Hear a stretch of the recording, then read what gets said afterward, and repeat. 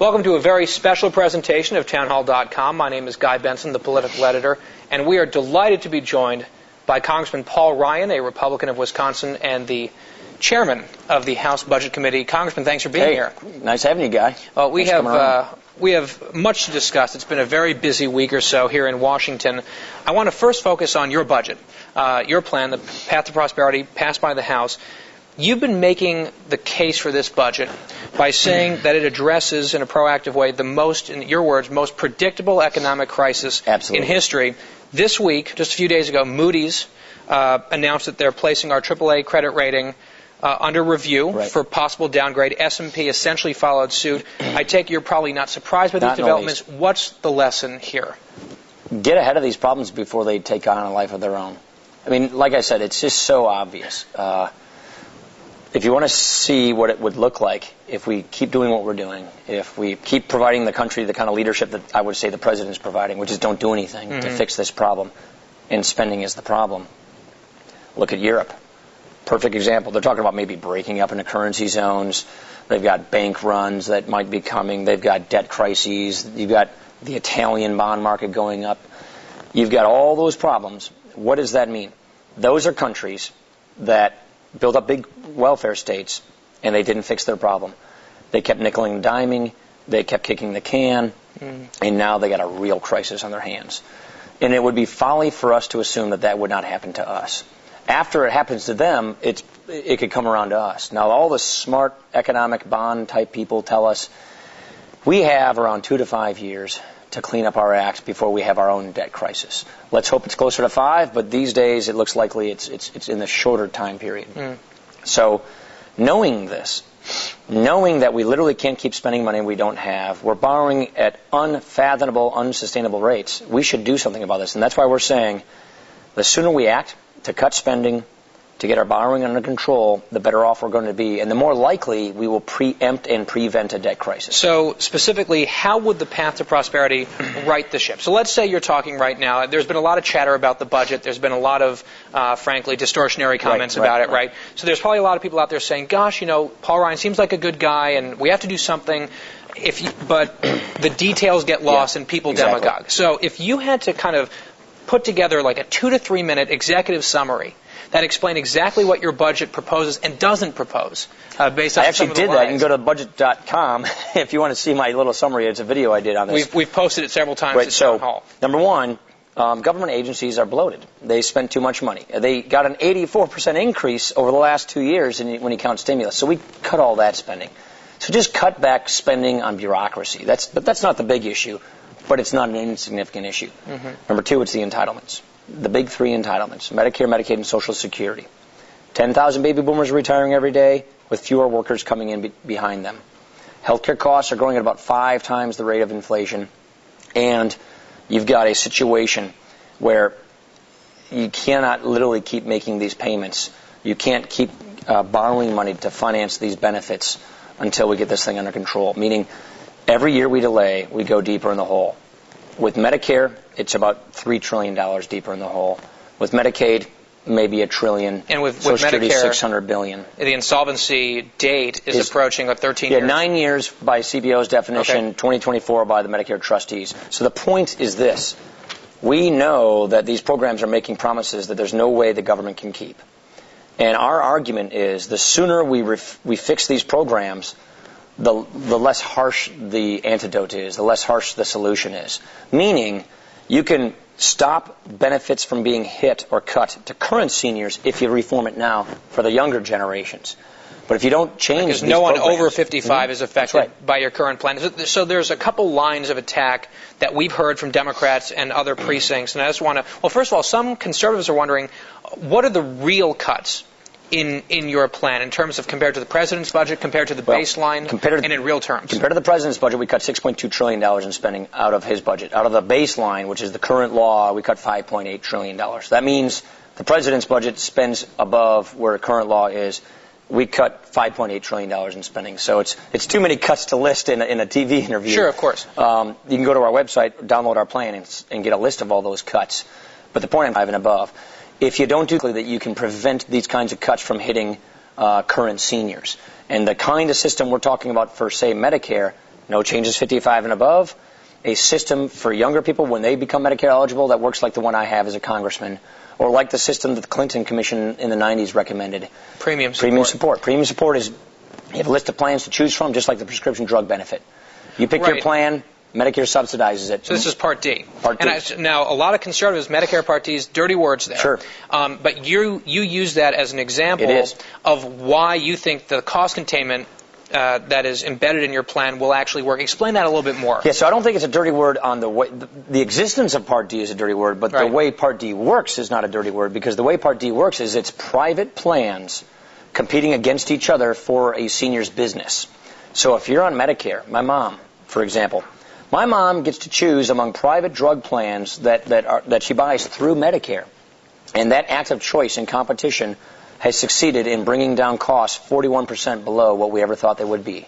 So what we have learned in real life, in practice. So 40% below what the CBO had predicted. Exactly. Okay, and far below what CMS projected, but 41% below what CBO projected. The point is, we have proven that in the healthcare sector, like all the other, 82% of the American economy, choice and competition works, individual choice and market dynamics work.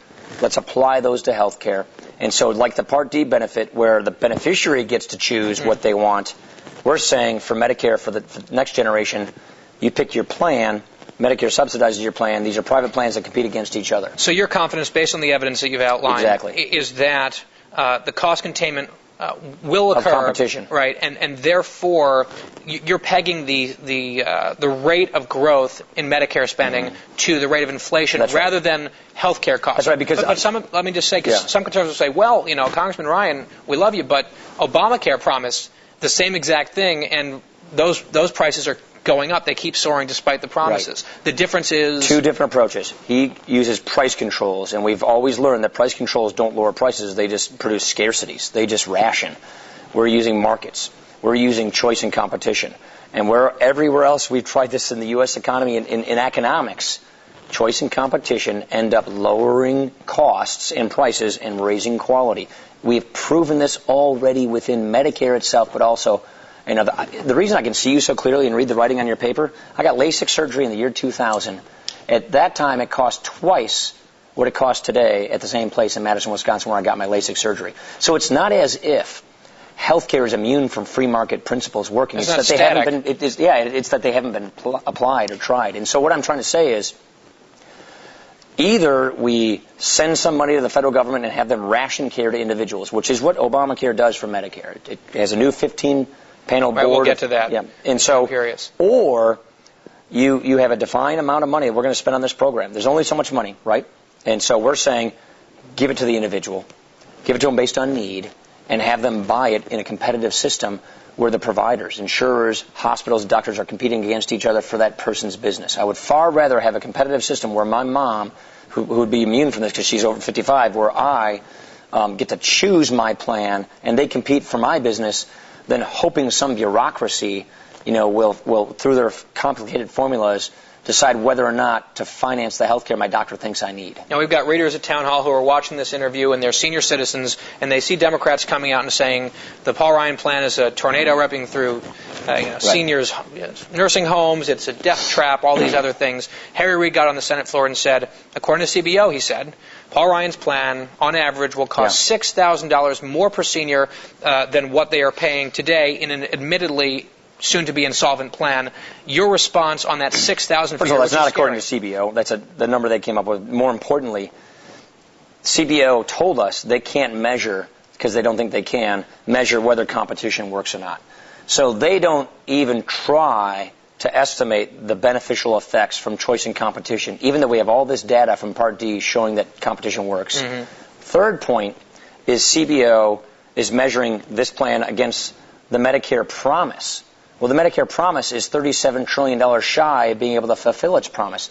So we're comparing a Medicare reform plan against what is a fiscal fantasy, against a future of Medicare that Medicare's trustees themselves tell us won't exist. So it's really an apples to orange comparison. But the fourth point is that analysis fails to take into consideration the fact that we provide $7,800 on top of the premium support for a low-income person to cover all of their out-of-pocket costs. They just didn't score that.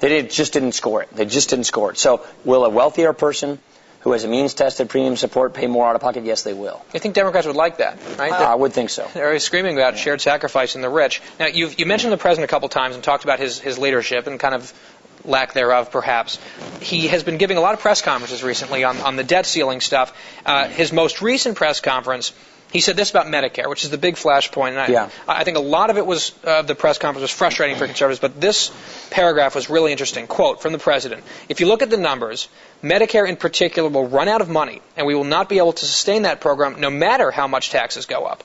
I mean, it's not an option for us to sit by and do nothing. We have an obligation to make sure that we make those changes that are required to make it sustainable over the long term."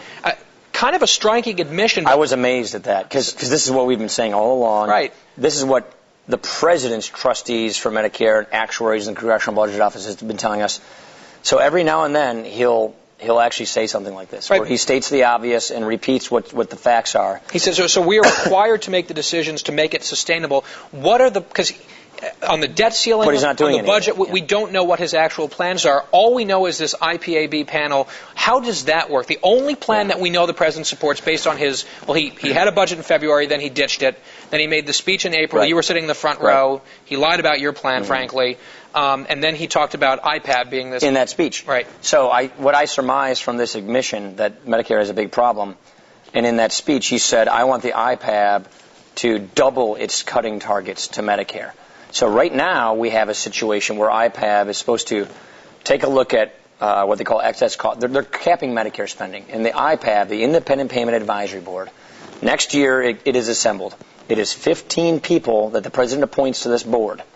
This board then... Unelected, obviously. Unelected. There's political presidential appointees. This board is in charge of hitting spending cut targets to Medicare. In that speech, the president said double the cuts. And they are supposed to come up with a system of putting price controls and funding limitations on Medicare's services. And if Congress doesn't like it, Congress has to replace those cuts somewhere else. Otherwise, they go into law. And so what this is designed almost to do... automatically. That's in Obamacare. It happens. So what it's designed to do is take the responsibility away from Congress, the elected representatives of the people, give the power to this unelected board of bureaucrats, and have them, on a year-to-year basis, put price controls on Medicare so that they can cut this spending to make it more solvent. But what this will end up doing, they will so deeply underpay Medicare providers of services for Medicare benefits that the providers will just stop offering the benefits. I don't know what you call that, but that really is rationing. By not paying for a service that a person needs in Medicare, that means the person who's supposed to do the service won't give you the service. And that is what this board is designed to do. The lesson we got out of the 1997 Medicare agreement was that price controls don't work. Price controls produce scarcities, and they just won't offer the services. What the Democrats got out of that lesson was take this away from politicians, away from Congress, and just have unelected bureaucrats make these decisions.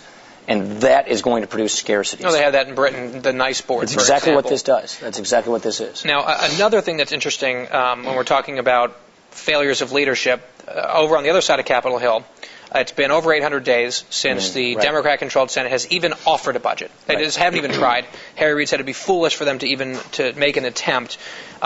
There are reports out there, the Washington Post and elsewhere, suggesting that there's an outline somewhere. In Kent Conrad's drawer that would raise taxes by $2 trillion, cut the military by almost $1 trillion. And this gets back to a lot of the debt negotiations now. Your plan does not cut taxes, or does not raise taxes, rather. Theirs does by $2 trillion. Democrats say not raising any taxes at all is unrealistic, to which you say what? Well, we've proven that that's not the case. We have proven that you can pay off the national debt. We have proven you can make Medicare solvent, Medicaid solvent without raising taxes. We have proven this with an actual budget. An actual budget using CBO numbers that shows you do not have to go back to the American taxpayer for more money. You can tame the size and scope of government and fix this problem that way.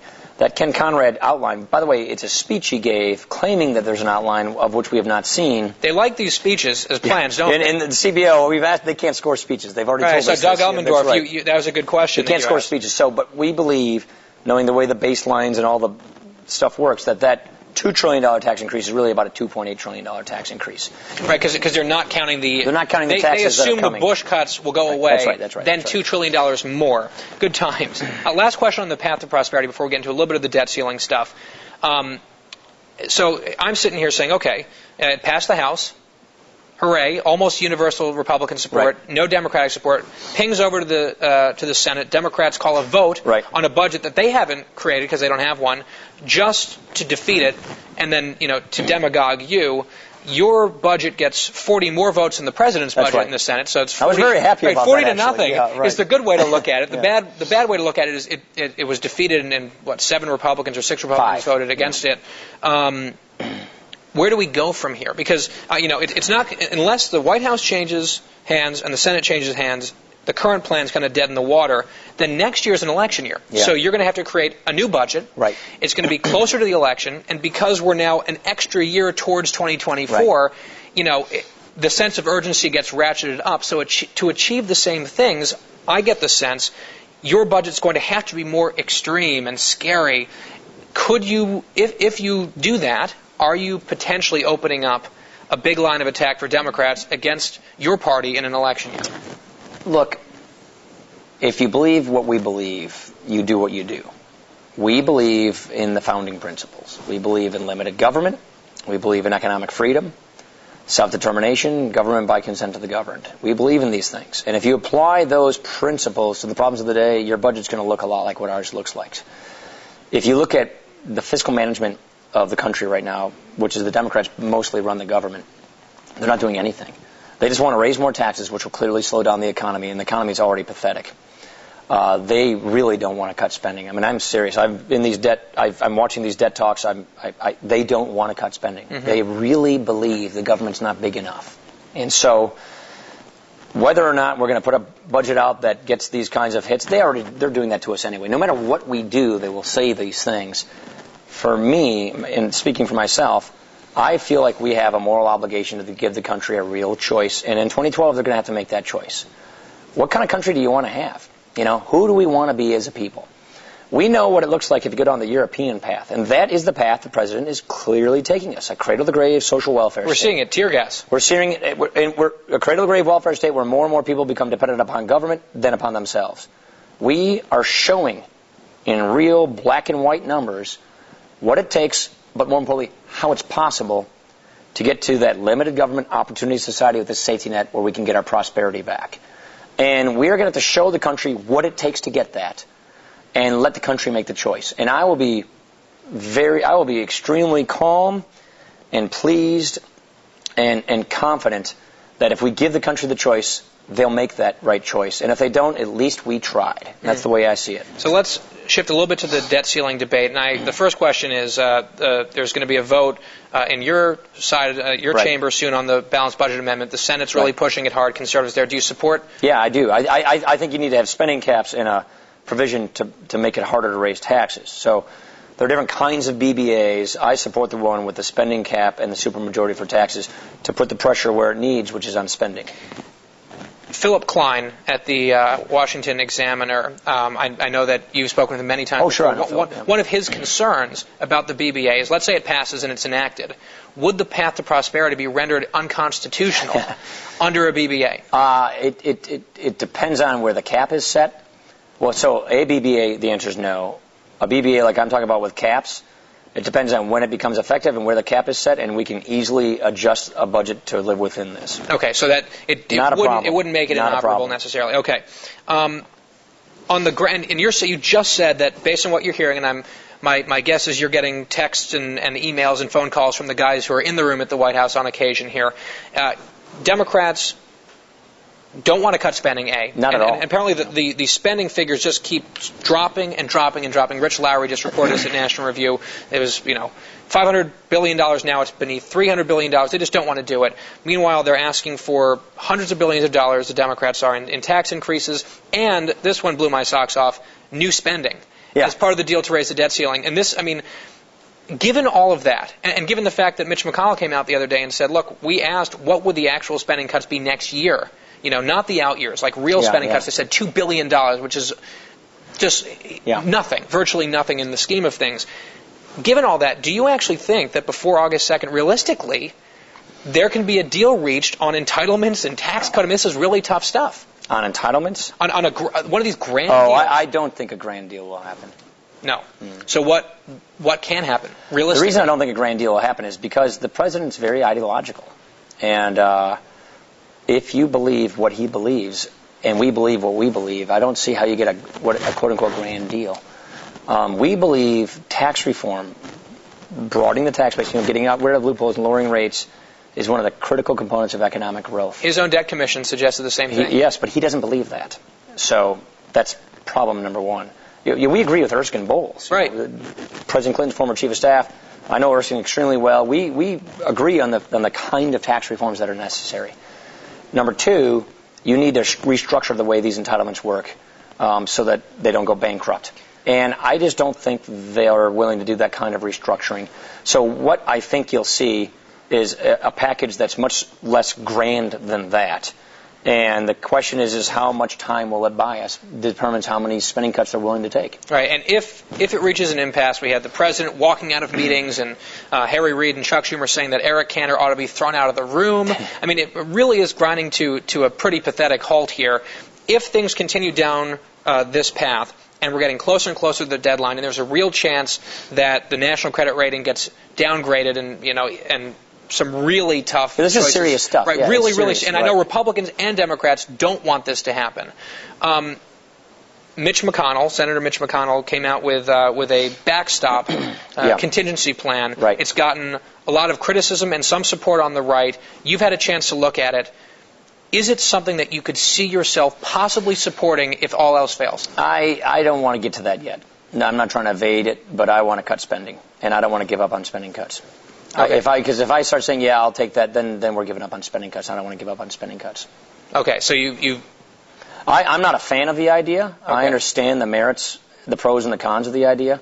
It has a fairly cool reception around here, but I want to get as much spending cuts as I can. Look, we're not going to get all the spending cuts from this president that we want, but I want to get some spending cuts. Because the reason why is I want to buy ourselves some time in the credit markets. If we show the credit markets that our government can't cut spending anywhere, then we're encouraging a debt crisis to come sooner. Remember, we said this is the most predictable economic crisis? Right. Europe is in the throes of it right now. We know it's going to come around to us.